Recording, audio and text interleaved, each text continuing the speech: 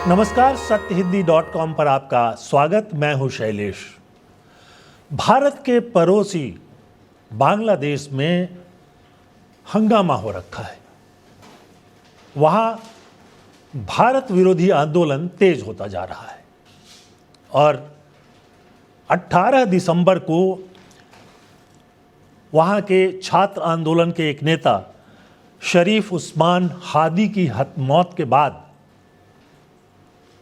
यह आंदोलन एक तरह से भारत विरोधी आंदोलन में परिवर्तित हो गया है। आखिर क्या कारण है कि जो आंदोलन बांग्लादेश में उसके आंतरिक मुद्दों को लेकर शुरू हुआ था, वह आंदोलन भारत विरोधी हो गया। भारत के लिए यह निश्चित तौर पर एक चिंता की बात है। इसके पीछे कौन है? क्या इसके पीछे पाकिस्तान का हाथ है? क्या अप्रत्यक्ष रूप से चीन भी उसके पीछे है? या कुछ लोग तो यहां तक कहते हैं कि अमेरिका भी है। आखिरकार इन सब लोगों का क्या स्वार्थ है और आंदोलन भारत विरोधी क्यों होता जा रहा है, इस पर हम बात करेंगे। लेकिन यहां पर हम एक बात और जिक्र कर देना चाहेंगे कि भारत के जितने भी पड़ोसी हैं, उन सभी देशों में कहीं ना कहीं भारत विरोधी एक माहौल देखा जा रहा है।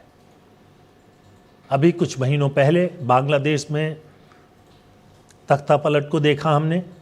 हालांकि हम ये कह सकते हैं कि वहाँ से तो एक भारत विरोधी प्रधानमंत्री को हटाया गया, लेकिन उस आंदोलन में भी भारत के खिलाफ टोन मौजूद थे। प्रधानमंत्री पर कई तरह के भ्रष्टाचार के आरोप लगे थे, पर उसके साथ साथ भारत विरोधी टोन भी मौजूद था। म्यांमार में हम जानते ही हैं कि लंबे समय से सेना शासन में है और वहाँ भी एक तरह से भारत विरोधी माहौल देखा जाता है। हमारे जो दूसरे पड़ोसी हैं उनमें पाकिस्तान, वो तो जन्म से ही भारत विरोधी रहा है और चीन भी भारत विरोधी है। अब कुल मिलाकर हम ये कह सकते हैं कि नेपाल के साथ हमारे माफ़ कीजिएगा, भूटान के साथ हमारे बड़े अच्छे संबंध हैं, लेकिन भूटान और भारत का रिश्ता ही अलग है। उधर श्रीलंका में भी हम देख चुके हैं कि भारत विरोधी आंदोलन खड़ा हो चुका है। आखिर क्या कारण है? क्या भारत कूटनीतिक तौर पर पूरी तरह से असफल होता जा रहा है? जिन पड़ोसी देशों के साथ हमारे सबसे अच्छे संबंध होने चाहिए, वहाँ विरोध क्यों हो रहा है? चलिए, बांग्लादेश में जो कुछ हो रहा है उसकी जांच पड़ताल के जरिए हम ये समझने की कोशिश कर रहे हैं कि आखिर भारत अपने पड़ोसियों को अपने साथ क्यों नहीं रख पा रहा है, क्या कारण है और क्यों भारत विरोधी उग्रवाद जो है इन देशों में बढ़ रहा है, बांग्लादेश में क्यों बढ़ रहा है। पहले समझ लेते हैं कि बांग्लादेश का आंदोलन जो अभी शुरू हुआ है वो क्या है। ये आंदोलन जुलाई 2024 में शुरू हुआ, करीब करीब एक साल पहले। और मुख्य रूप से जो ये आंदोलन शुरू हुआ था बांग्लादेश में 1971 में बांग्लादेश की आज़ादी के समय जिन लोगों ने पाकिस्तान के खिलाफ संघर्ष में भाग लिया था, उनके और उनके परिवारों को आरक्षण देने की व्यवस्था थी। ये आरक्षण सरकारी नौकरियों और दूसरी संस्थाओं में दी जाती थी। इस आरक्षण को लेकर बहुत लंबे समय से विवाद चल रहा था, बहुत सारे लोग इसके विरोधी थे। और लेकिन हुआ ये कि बांग्लादेश के सर्वोच्च न्यायालय ने जून में एक फैसला दिया जिसमें इस आरक्षण को बरकरार रखने का फैसला आया था। अब इसके बाद ये आंदोलन भड़क उठा। ये आंदोलन वैसे तो ये कहा गया कि छात्रों का आंदोलन है और इसके एक प्रमुख नेता बनकर उभरे शरीफ उस्मान हादी। शुरू में ये कहा गया कि उनका किसी राजनीतिक संगठन से या किसी धार्मिक संगठन से संबंध नहीं है, लेकिन जैसे जैसे ये आंदोलन आगे बढ़ा वैसे वैसे कई तरह के संगठन और कई तरह के लोग जो हैं इसमें शामिल होते गए। और इसमें जो संगठन और जिनकी भूमिका सामने आई उसमें जमाते इस्लामी और कुछ और संगठन जो हैं वो भी आए। अलकायदा का नाम भी इससे जुड़ा। आप जानते ही हैं कि अलकायदा पाकिस्तान में जो उसकी शाखा है वो भारत के खिलाफ सक्रिय रहता है और ये कहा जाता है कि बांग्लादेश में जो अलकायदा की शाखा है वो भी भारत विरोधी उसको बनाने की कोशिश की जाती रही है और काफ़ी हद तक वो भारत विरोधी भी है। तो एक तो बात ये हुई। अब ये जो छात्र आंदोलन बांग्लादेश में पिछले साल आगे बढ़ा तो उसमें ये भी आरोप लगाया गया कि वहाँ जो प्रधानमंत्री थी उनका जो चुनाव हुआ था, जो 2024 के जनवरी में ही ये चुनाव हुआ था, शेख हसीना, तो ये कहा गया कि उनकी अवामी लीग पार्टी ने चुनाव में बड़ी धांधली की थी और चुनाव के पहले से ही उन पर आरोप लगाया जा रहा था धांधली का। और बांग्लादेश की जो दूसरी बड़ी पार्टी है बीएनपी यानी बांग्लादेश नेशनलिस्ट पार्टी, उसने चुनाव का बहिष्कार किया था।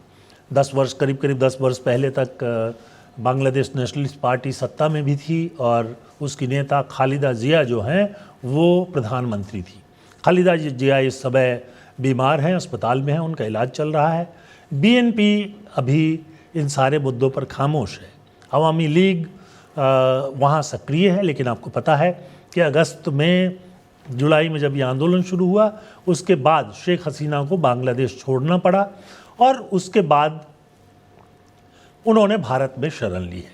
तो ये कहा जा रहा है कि चूँकि शेख हसीना ने भारत में शरण ली है इसलिए भारत का विरोध हो रहा है और कई नेता या छात्र आंदोलन या जो वहाँ का युवा आंदोलन है उसके नेता चाहते हैं कि शेख हसीना को बांग्लादेश भेज दिया जाए। ये एक मुद्दा है, लेकिन वास्तविकता ये है कि जो आंदोलन जुलाई में शुरू हुआ उसका टोन धीरे धीरे भारत विरोधी बनता गया।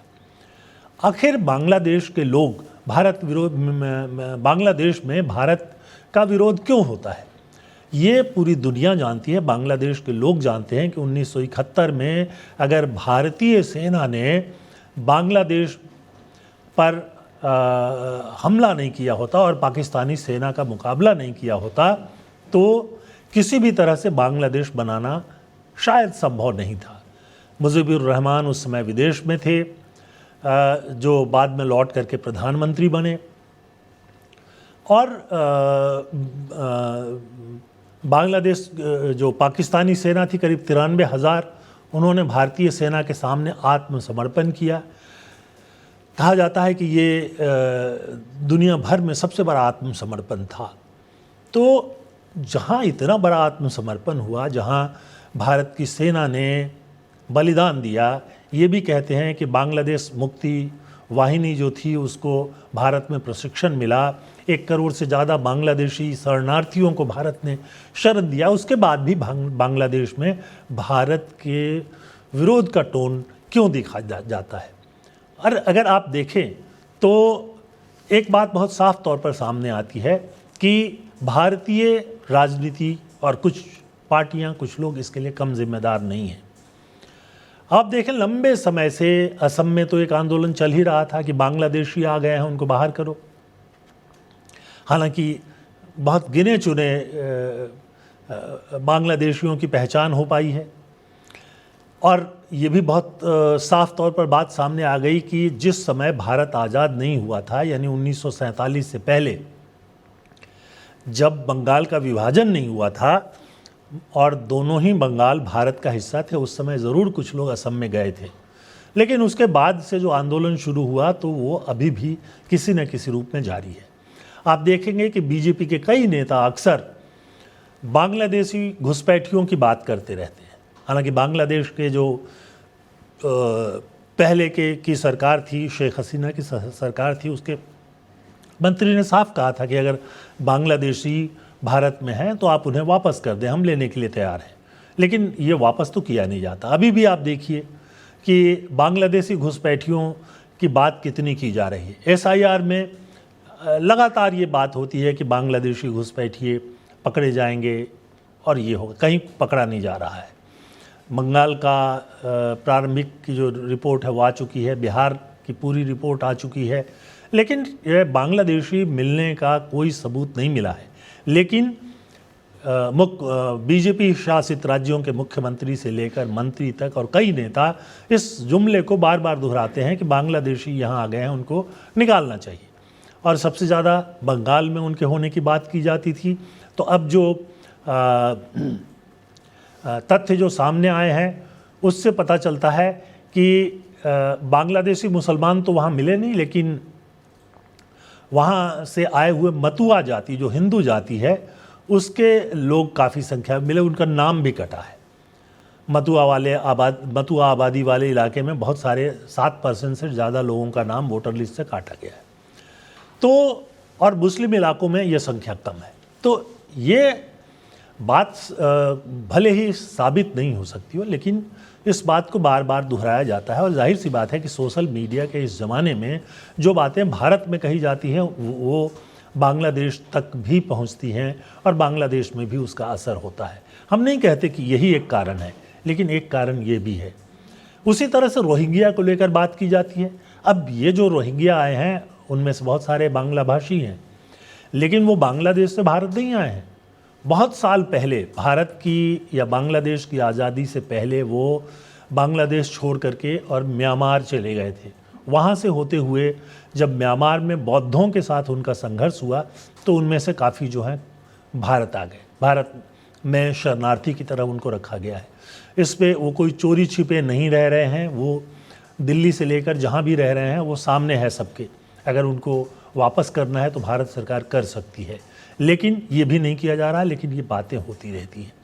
मैं इस मुद्दे को इस रूप में आपके सामने इसलिए रख रहा हूँ कि जब हम अपने पड़ोसी देशों के खिलाफ माहौल बनाते हैं तो वहाँ भी उसकी प्रतिक्रिया होती है। जब वहाँ पर लिट्टे का आंदोलन चल रहा था, उसके बाद से वहाँ भी तमिल और सिंघली लोगों के बीच एक भेदभाव की बात भारत में फैलाने की कोशिश की गई।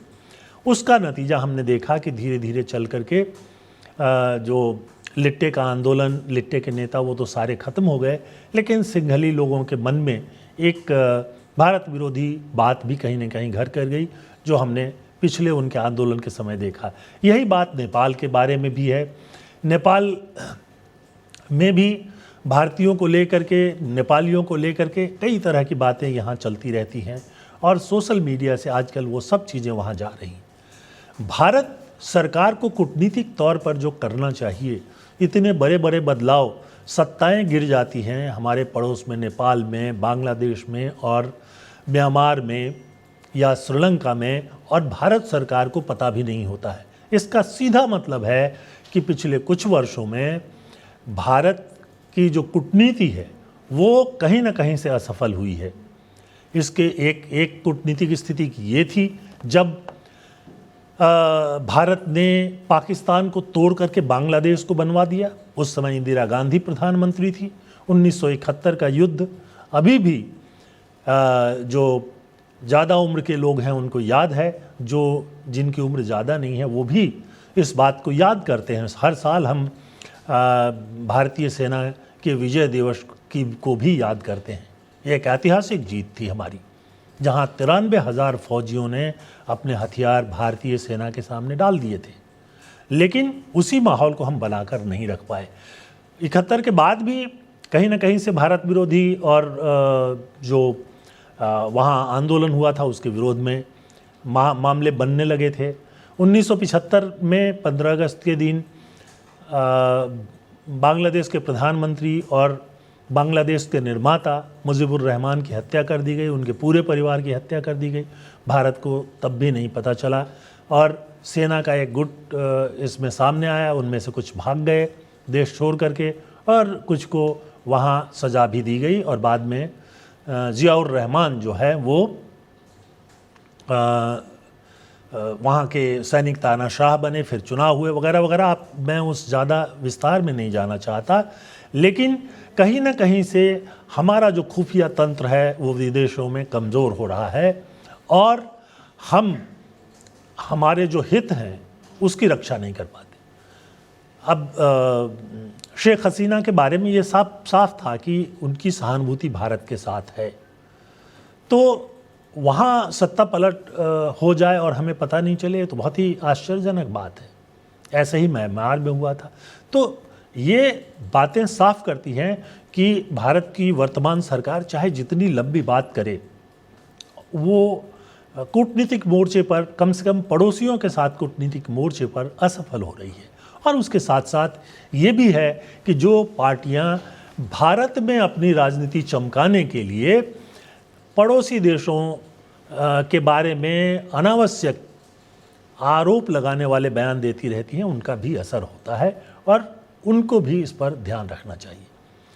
आज के इस प्रोग्राम में बस इतना ही, लेकिन आपसे अनुरोध है कि आप हमारे चैनल को सब्सक्राइब करें, प्रोग्राम को लाइक करें और कमेंट सेक्शन में जाकर के अपना कमेंट भी दें और सत्य हिंदी का ऐप भी जो है वो डाउनलोड करें। इससे आप प्रोग्राम को बेहतर ढंग से देख पाएंगे। बहुत बहुत धन्यवाद। नमस्कार।